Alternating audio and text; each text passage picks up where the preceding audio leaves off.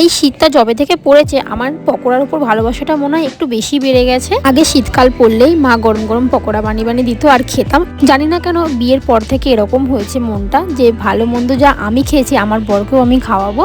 সকালেই মাকে বলে রেখেছিলাম, তুমি যখন বাজার যাবে বাজার থেকে আমাকে ভেটকি মাছের কিছু পিস কিনে এনে দিও। অফিস থেকে বাড়ি পৌঁছে ঝটাপট পকোড়া বানাতে আরম্ভ করে দিয়েছি। সর্বপ্রথম মাছগুলোতে লেবু মাখিয়ে রেখে দিয়েছিলাম, তারপর একে একে আদা বাটা, রসুন বাটা, কাঁচা লঙ্কা বাটা, অল্প একটু পেঁয়াজ বাটা দিয়ে ম্যারিনেট করে ভালো করে সাইড করে রাখলাম মাছগুলো। এদিকে একটা ছোট বাটিতে ডিমের সাদা অংশটা নিয়ে তার মধ্যে কিছুটা পরিমাণ কর্নফ্লাওয়ার দিয়ে ভালো করে গুলে রেখেছিলাম। তারপর একে একে মাছের পিসগুলো দিয়ে ডিমের ওই গোলাটায় ডুবিয়ে এদিকে একপাশে কিছুটা নেড়ো গুঁড়ো করে রেখেছিলাম। ওই মাছের পিসগুলোকে নেড়ো গুঁড়োতে ভালো করে মাখিয়ে ডুবো তেলে ভেজে নিয়েছিলাম। একে একে সব মাছগুলোকে সেম প্রসেসে ভেজে নিয়েছিলাম, আর খেতে তো বেশ সেই হয়েছিল। শীতের বেলায় ঠান্ডার দিনে এরকম গরম গরম পকোড়া যদি সন্ধ্যেবেলায় পাওয়া যায় কি ভালোই না লাগে বলুন তো। আর বাড়িরও সবার বেশ ভালো লেগেছে, খেতেও বেশ ভালো।